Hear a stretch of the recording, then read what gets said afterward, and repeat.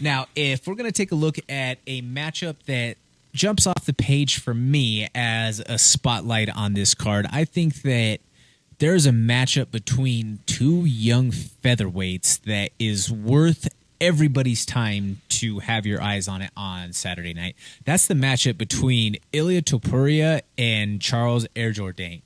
Now, Charles Jourdain just won in an impressive fashion against Andre Ewell a couple of weeks ago on one of those final cards in December. And he's just that Spartan kick, the way that he just pretty much, this is Sparta, kicked Andre Ewell at the very end of that fight is why he's such an entertaining kid for all of us to tune into and watch.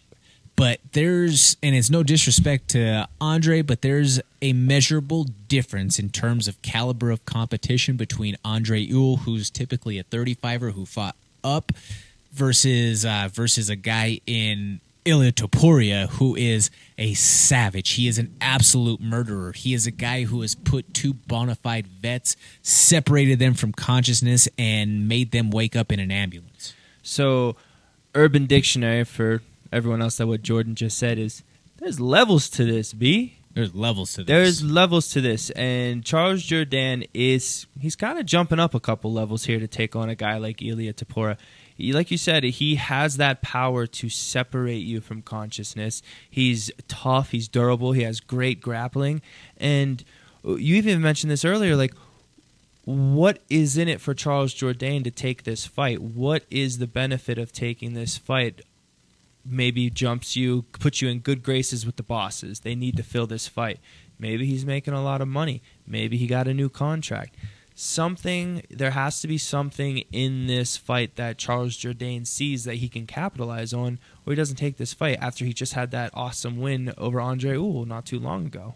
Yeah, and I mean, it's probably to a certain extent some hubris within himself of him believing, like, hey, like I have more fights in the UFC than this guy does. Like, who's he type of situation. Like who's this young kid to me? Yeah, that confidence in himself, and especially because he has been fighting in a very entertaining and just winning is hard. Winning in the UFC is hard. Mm-hmm. So whenever you see guys putting together multiple wins and going on these little streaks and runs, that means something. To put that together that many times in a row, time and time again, Josh, that means something. Oh yeah, and if you can catch lightning in a bottle, and like you said with Moreno, he's just in a flow state.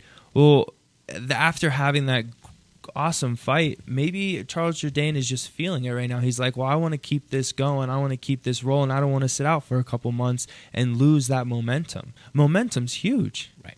No, definitely. But again, like I say, I'm really high on Ilia Topuria. He's from Georgia originally, so Pennsylvania. Not Pennsylvania. So those guys, like we say, I think that Giga Chikadze might be the only Georgian in the UFC who seemingly can't grapple, but Ilia is a monster in that aspect of the game. He's a murderer on the feet. I just think that he's all around one of the best young prospects on the roster, pound for pound. I think it's a tough night for Charles Jourdain. So I'm taking it that you're going with Ilia Topuria for your... Yeah, I'm taking Ilia Topuria as hammer that pick this weekend. You thought you had a friend, huh? Thought you had a friend, boy? I'm going to go with Charles Jourdain only as a separate bet, because this is a betting show. I want to talk a little bit about gambling here, Okay. Charles Jourdain is sitting at a plus 450. So, like, if something were to happen as a separate side bet, this is the game of fighting. Anything can happen. You want to put some money on this, what Josh is trying to pitch to you right now? Ladies and gentlemen, you might as well take your cash out, douse it in gasoline, put it right there on the countertop, and put a flame to it, because it's going to have the same effect. Jordan, that kind of feels like what I've been doing with my money in my bank account recently with my betting. But that's why you listen to Big Papa Kurtz. I'm just saying, in this game with the 4-ounce gloves, momentum is big. I do think that Ilia obviously has a very high percentage chance of winning this. But at a plus 450, what is it to throw $10 on it as a possible side bet that something crazy might happen? You spend $10 on stuff that's way less impressive, sir. Probably so. That's Subway that you got earlier. Don't you ever put me and Subway in the same sentence. Josh knows how much I hate Subway. And Eat fresh, baby. Yeah, no chance. Who do you have your spotlight on? Yeah, little thick bitch, fine little mamacita.